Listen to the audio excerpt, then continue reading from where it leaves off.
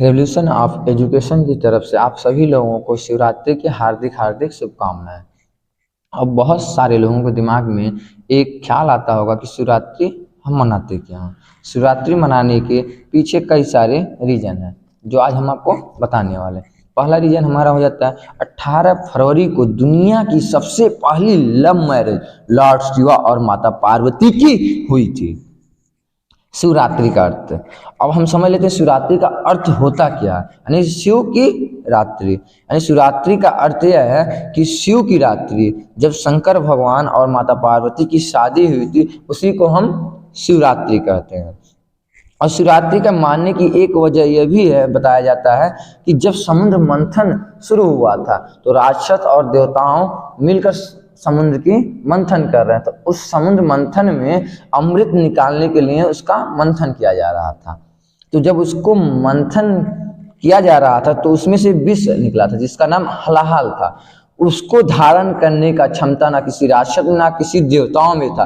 तो वहां पे उस रात्र को शंकर भगवान आते हैं और अपने कंठ में उस विष को धारण कर लेते हैं। उसके बाद से ही उस रात्रि को हम शिवरात्रि के नाम से जानते हैं।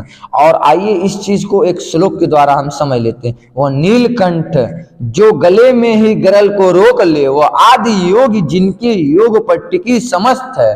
पिनाकी नामक धनुष जो भुजाओं में धारते हो तो है जिनके साधन में लीन सृष्टि है। अब हम बात कर लेते हैं कि शिव कौन है।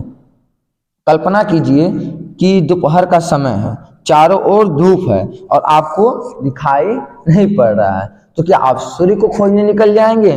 नहीं, आप अपनी आंखों को खोजेंगे कि हमें दिखाई क्यों नहीं दे रहा है। सूर्य तो है, ये तो फिक्स चीज है कि सूर्य है, तो हम किस पे ध्यान देंगे? अपनी आंखों पे ध्यान देंगे। बहुत सारे लोगों का यह मानना है कि अगर शिव है तो दिखाई क्यों नहीं देता।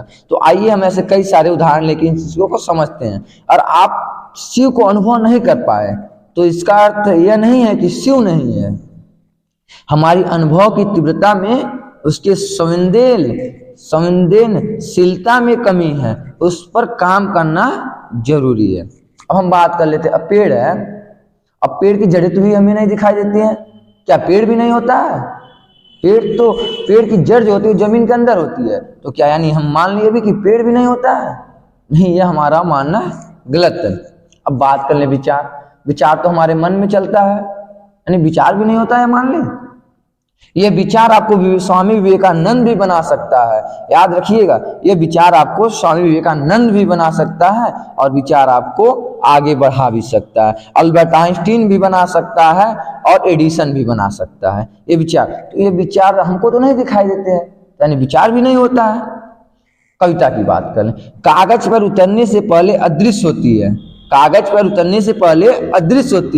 कागज पर उतर जाने के बाद रामचरितमानस बन जाती है। अब हम आपको एक कथा के बारे में बता देते हैं कि जिससे आपको क्लियर हो जाएगा कि शंकर भगवान होते हैं। ब्रह्मा और विष्णु इस प्रश्न का उत्तर ढूंढने निकल पड़े कि शिवा कौन है।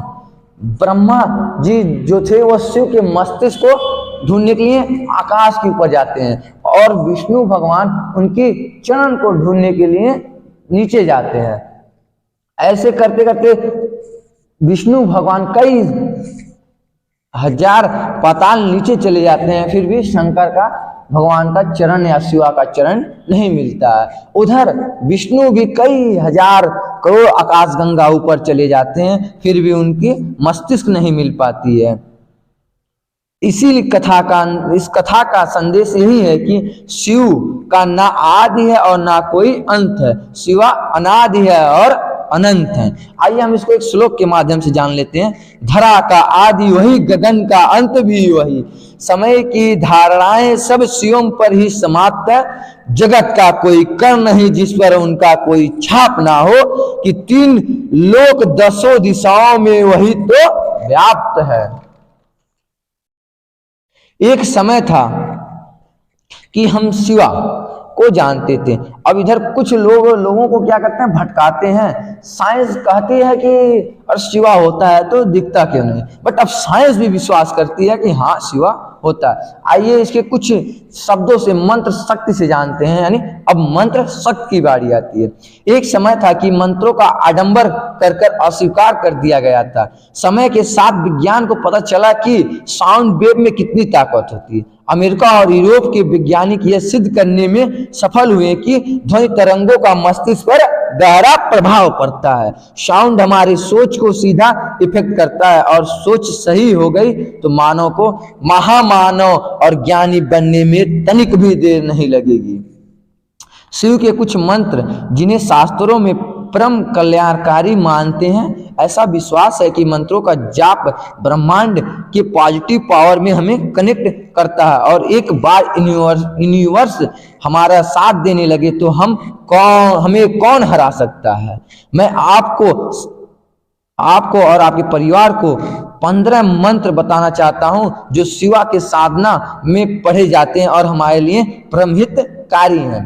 पहला मंत्र ओम शिवाय नमः, दूसरा ओम सर्वोत्तमने नमः, तीसरा त्रिनेत्रे नमः, चौथा ओम हराय नमः, पांचवा ओम इंद्रमुखाय नमः, छठवां श्री कंठाय नमः, सातवां वामदेवाय नमः, आठवां तत्व पुरुषाय नमः, नौवां ईशानाय नमः, 10वां अंत धर्माय नमः, 11वां ज्ञान भूताय नमः, 12वां अंत वैराग्य सिघाय नमः, 13वां प्रधानाय नमः, 14वां व्योमात्मने नमः, 15 युक्त के साथ मुरूपाय नमः।